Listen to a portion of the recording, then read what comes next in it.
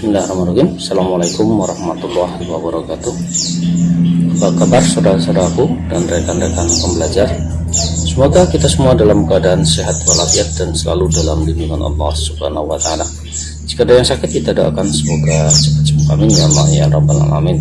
Pada kesempatan kali ini kita akan lanjutkan pembahasan kita, yaitu tentang relasi himpunan atau hubungan himpunan. Ya, ini kali ini kita langsung ada dua, yaitu himpunan bagian dan himpunan kuasa atau kuasa suatu himpunan. Oke, adik-adiknya masih sama, 3.4 dan 4.4, dan IPK-nya juga seperti itu masih ya. Oke, himpunan bagian. Nah, konsep himpunan bagian. Coba kalau kita ada pertanyaan seperti ini, apakah kalian bagian dari siswa kelas 7 SMP X ya, kita misalkan SMP-nya X saja di SMP kalian misalnya ya, supaya lebih mudah ya.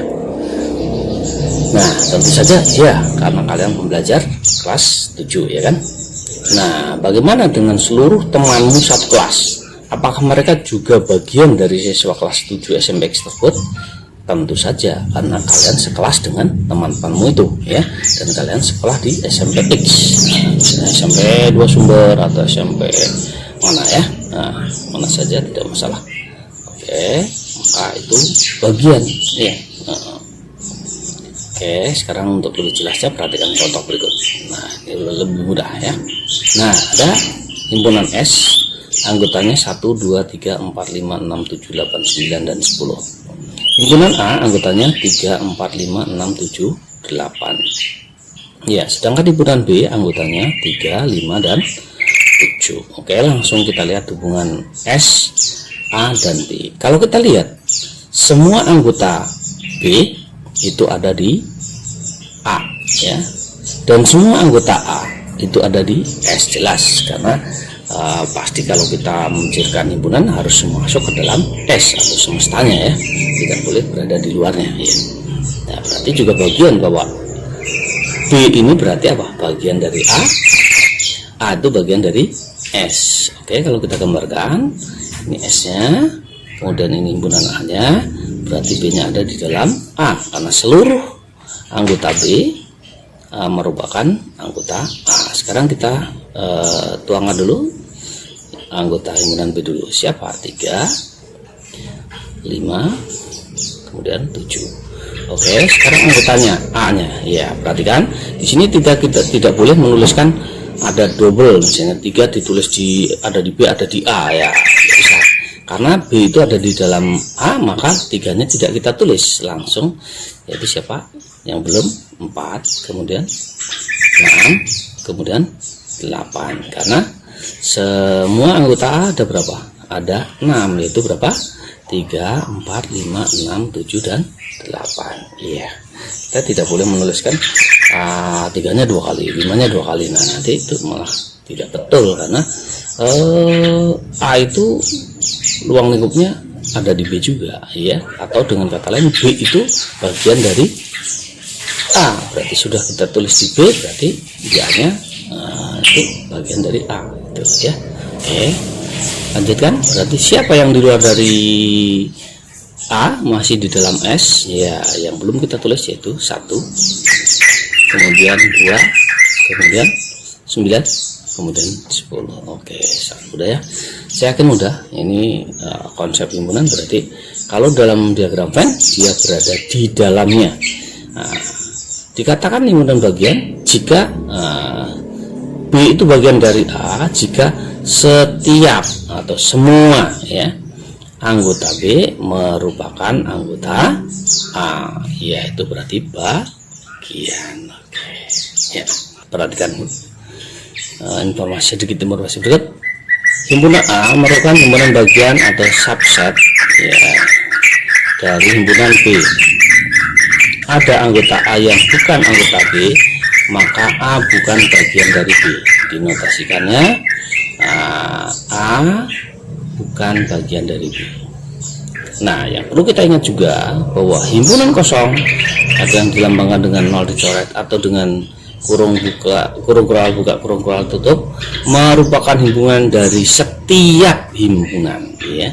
Jadi sebelum ada isinya adalah himpunan kosong dulu. Jadi itu merupakan bagian dari setiap himpunan, itu yang harus kita ingat. Oke. Ya, sekarang perhatikan himpunan kuasa. Ya. Himpunan kuasa dari himpunan A adalah himpunan yang anggotanya semua himpunan bagian dari A. Ya, kumpulan semua himpunan bagian dari A namanya himpunan kuasa. Yang dihimpun dalam suatu himpunan namanya himpunan kuasa, yang dilambangkan dengan P kurung buka A huruf kapital kurung tutup.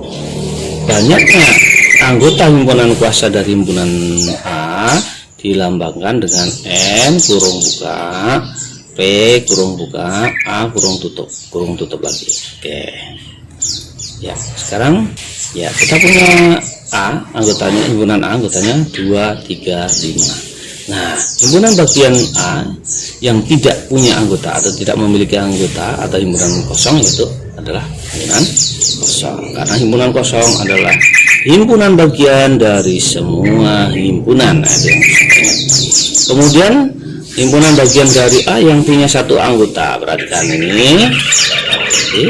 Nah, siapa? Himpunan yang anggotanya 2, himpunan yang anggotanya 3, himpunan yang anggotanya 5. Itu masing-masing punya satu anggota. Ada 3 himpunan di sini. Kemudian himpunan yang mempunyai 2 anggota. Nah, itu kalian harus hati-hati karena sering salah, jangan bolak-balik ya. Siapa yang 2 anggota itu? 2,3, 2,5 dan 3,5.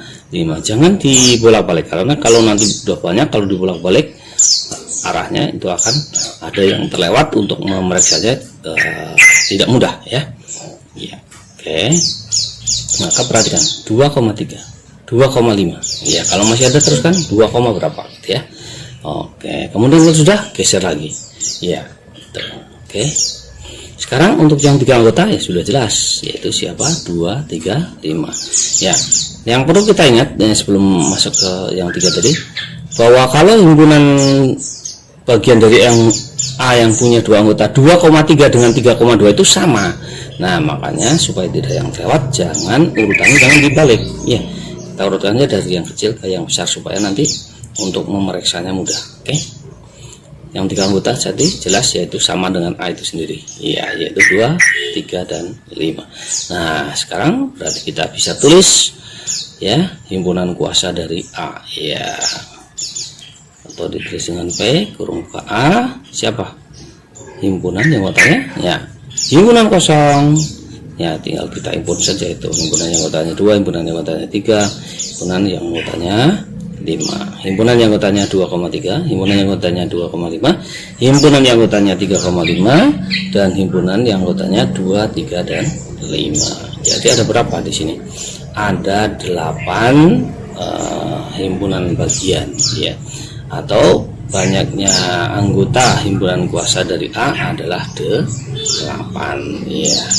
Sekarang silahkan dicoba untuk pelatihannya ya. Nah, di sini ada S, anggotanya adalah A, B, C, D, E, F, G, H, I ya. Kemudian P, anggotanya D, I, B, E, C, A ya. G, anggotanya A, E, I ya.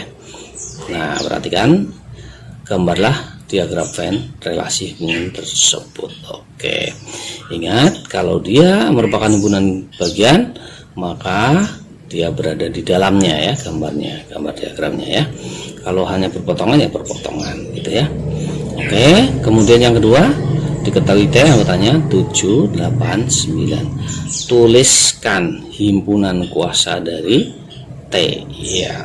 Mungkin juga boleh disebutkan ada berapa. Iya, sebenarnya kalau tadi kalian perhatikan yang sebelumnya pasti sangat mudah, karena itu anggotanya, banyaknya anggota itu sama ya. Oke, selamat mencoba. Saya yakin tidak ada yang sulit selama kita mau berusaha dengan sungguh-sungguh.